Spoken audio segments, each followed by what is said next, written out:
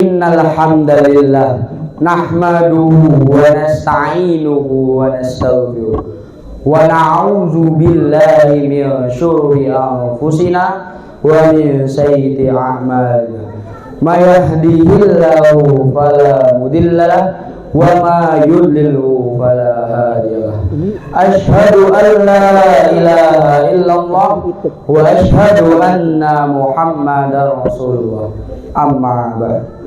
Yang pertama-tama dan yang paling utama, marilah kita panjatkan puja dan puji syukur kita atas Allah Subhanahu wa Ta'ala yang telah memberikan kita banyak nikmat, di antaranya nikmat iman, Islam, dan kesehatan. Karena salah satu nikmat tersebutlah kita bisa dikumpulkan kembali di majelis yang insya Allah dirahmati Allah Subhanahu wa Ta'ala. Amin ya rabbal alamin. Dan tawafah pula salawat beriringkan salam atas baginda kita Nabi Muhammad sallallahu alaihi wasallam, kepada para kerabatnya, para sahabatnya, dan semoga sampai kepada kita selaku umat di akhir zaman. Hadirin yang dirahmati Allah, teman-teman dan dewan juri yang saya hormati, pada kesempatan yang mulia ini, mari kita sama-sama renungkan tentang keimanan. Allah Subhanahu wa Ta'ala berfirman, orang-orang beriman dan hati mereka menjadi tentram dengan mengingat Allah. Ingatlah, hanya dengan mengingat Allah hati menjadi tentram. Manusia hatinya tidak bisa benar-benar tentram tanpa adanya. Teman-teman, izinkan saya bertanya. Teman-teman, ada yang tahu apa itu iman? Iman bukan sekedar ucapan di lisan, bukan juga sekedar pengakuan bahwa kita seorang muslim, tapi iman adalah tasdiqun bi qalbi wa iqraru bil lisan wal amalu bil jawarih. Diyakini dalam hati, diucapkan dengan lisan, dan dipraktekkan dengan amal perbuatan. Iman tidak selalu menetap. Terkadang iman bisa bertambah dan bisa berkurang. Terkadang kita merasa dekat dengan Allah, kita rajin mengaji, rajin sholat, dan berhati lembut. Namun terkadang juga kita merasa lalai dari Allah, kita malas sholat, malas mengaji, dan lain-lain. Karena itulah Rasul mengajarkan kepada kita agar selalu menjaga iman dimanapun kita berada. Ibaratkan seperti baterai handphone, jika tidak diisi lama-lama akan habis.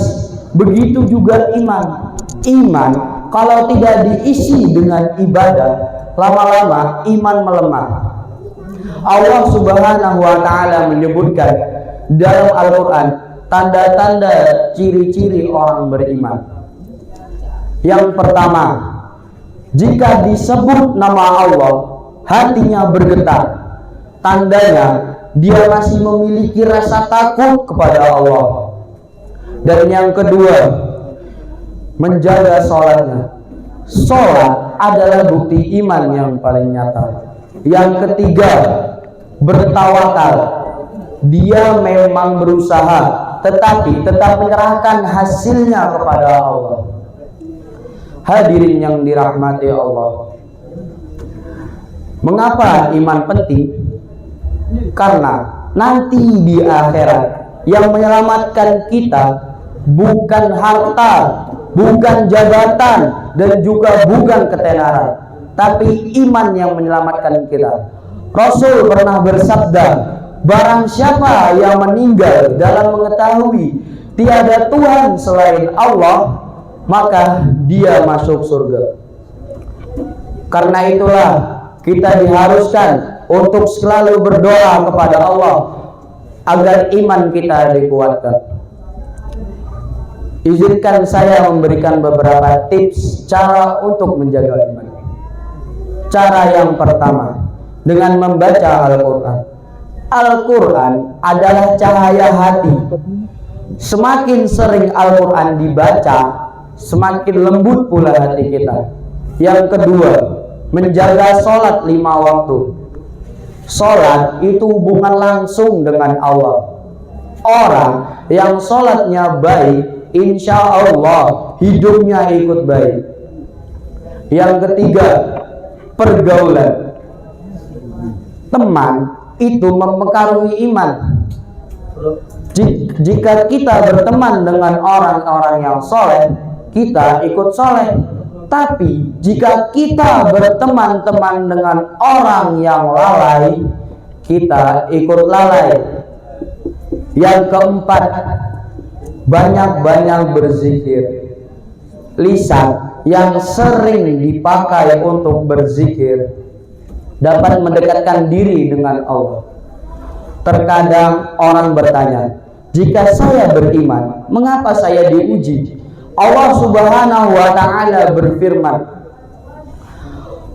apakah mereka manusia mengira mereka dibiarkan dengan mengatakan mereka beriman sedangkan mereka belum diuji? Iman itu diuji. Ibaratkan seperti emas yang dibakar untuk mengetahui keasliannya. Begitu juga iman. Iman itu diuji. Jika kita bersabar menghadapi ujian yang Allah berikan kepada kita, Allah akan menaikkan kedudukan kita. Allah akan menaikkan keimanan kita. Menjaga iman di akhir zaman ini sulit. Mengapa sulit? Karena banyak godaan. Salah satunya media sosial, pergaulan bebas, dan fitnah dunia. Dulu maksiat itu dicari, sekarang maksiat datang sendiri dengan genggaman tangan kita. Ingat, bersegeralah bertaubat, jangan menunda tua untuk bertaubat, karena tidak semua orang diberikan kesempatan sampai tua. Mungkin hari ini kita masih sempat, tapi besok belum tentu. Mungkin hari ini kita masih sehat, tetapi besok belum tentu. Karena itulah kita diwajibkan untuk menjaga iman kita dimanapun kita berada.